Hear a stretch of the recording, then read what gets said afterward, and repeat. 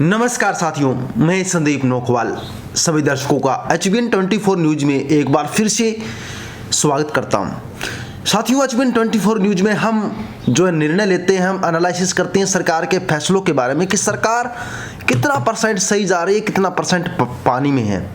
फिलहाल हरियाणा के सीएम मनोहर लाल खट्टर जी प्रधानमंत्री मोदी जी से बात कर रहे हैं कुछ विषय के बारे में जो अननोन है, अभी तक मेरे सामने नहीं आएगा कि इन विषयों के बारे में बात हो रही है, लेकिन चर्चा में यही आ रहा है कि वो आने वाले 2024 चुनाव की जो भी मुसीबतें आ रही है उनके बारे में चर्चा करें। मुसीबतों से मेरा मतलब है कि भारत जोड़ो यात्रा 6 तारीख को एक बार फिर से हरियाणा में एंट्री करने वाली है, तो वो भाजपा के लिए एक बड़ी मुसीबत ही बनती जा रही है, क्योंकि चुनाव का समय नज़दीक है। और ऐसे में हरियाणा सरकार की जो नाकामी है वो राहुल गांधी जी भारत जोड़ो यात्रा के माध्यम से उजागर कर रहे हैं। ऐसी कुछ नाकामियां मैं आपको बताऊंगा। अभी फिलहाल हरियाणा के वासियों को बीपीएल कार्ड वितरित हुए, यानी फैमिली आईडी पर बीपीएल कार्ड बनाए गए हैं। साथ आयुष्मान कार्ड भी वितरित किए गए हैं। साथ में HRK यानी हरियाणा रोजगार कौशल के माध्यम से भर्ती भी की गई है। तो ऐसे में यहाँ पर सरकार क्या क्या गलतियाँ कर रही है। बीपीएल कार्ड जिन लोगों के बनने चाहिए उनके बने ही नहीं, क्योंकि किसी की इनकम वेरीफाई नहीं हुई है, डिक्लेयर है, या किसी ने बिल्कुल ही सच्ची इनकम लिखवा दी है। यानी आज के टाइम में 1 लाख रुपए कमाना किसी के लिए बड़ी बात नहीं है।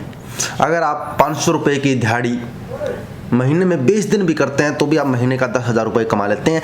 ऐसे ही साल में आप 1 लाख के आसपास रुपया कमा लेंगे। तो सरकार का जो क्राइटेरिया है, सबसे पहले जो सरकार ने क्राइटेरिया रखा है वो ही बिल्कुल गलत है। सरकार का क्राइटेरिया होना चाहिए था कि 1,80,000 से कम इनकम वालों को सरकार ने बीपीएल कार्ड या जो भी है सुविधाएं दी है, ये बिल्कुल गलत है। क्योंकि अगर कोई भी आदमी 1 लाख या 1.5 लाख रुपए महीने का कमाता है तो वो बच्चों की पढ़ाई में या रोजमर्रा के खर्चे में चला जाता है, तो उसको अन्य सुख सुविधाओं के लिए वो बचत नहीं कर पाता है। अगर वास्तव में सरकार को बीपीएल या कुछ अन्य सुविधाएं देनी चाहिए तो इसके लिए इनकम कम से कम 2.5 लाख रुपए सरकार को चयनित करनी चाहिए थी। सबसे बड़ी गलती तो मैं यही मानता हूँ। दूसरी बड़ी बात हम चर्चा करते हैं कि मैंने ऐसे लोग देखे हैं जिनके नाम करोड़ों की संपत्ति है, जिनकी फैमिली आईडी में इनकम कितनी वेरीफाई है, 80,000 रुपए, उनको लाभ मिल पा रहा है बीपीएल कार्ड का।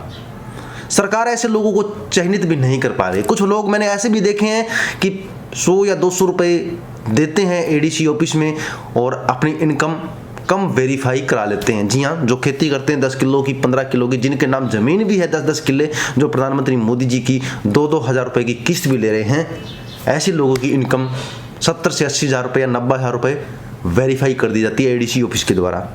वो पता नहीं कैसे करवाते हैं, लेकिन उनकी इनकम वेरीफाई है। लेकिन जितनी इनकम वेरीफाई है वो उससे ज़्यादा कमा रहे हैं। कुछ लोग मैंने ऐसे भी देखे हैं फैमिली आईडी में इनकम 80,000 वेरीफाई है और वो ITR डाल रहे हैं 2.5 लाख रुपए की।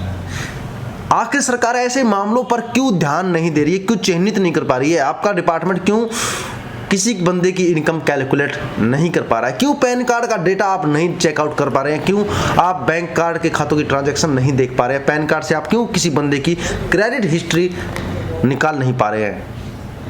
आखिर सरकार इसमें इतनी लापरवाह क्यों है? अब बात करते हैं आयुष्मान कार्ड की। तो सेम कंडीशन आयुष्मान कार्ड में है, क्योंकि फैमिली आईडी से ये चीज़ें वितरित की गई है, आयुष्मान कार्ड और बीपीएल कार्ड। ऐसे में कुछ लोग जिनको लाभ मिल पा रहा है वो तो कुछ लोग वंचित रह रहे हैं क्योंकि उनका आयुष्मान कार्ड नहीं बना है। मैं ऐसे मामले दिखा दूंगा अगर आप मेरे से कांटेक्ट करेंगे, जिनका आयुष्मान कार्ड बनना चाहिए, उनके पास गुलाबी कार्ड है लेकिन उनका आयुष्मान कार्ड नहीं बना। और कुछ ऐसे लोगों के आयुष्मान कार्ड बन चुके हैं जिनके खानदान में अच्छी रुतबा है, अच्छी किले ज़मीन है, उनके आयुष्मान कार्ड बन गए। कैसे? क्योंकि उन्होंने अपनी फैमिली आईडी अलग करवा ली, फैमिली आईडी की इनकम कम दिखा दी, तो उनको सरकारी लाभ मिल गए। जिनको मिलने चाहिए थे उन्होंने बस गलती कर दी कि पूरा का पूरा फैमिली का डेटा साथ रखा।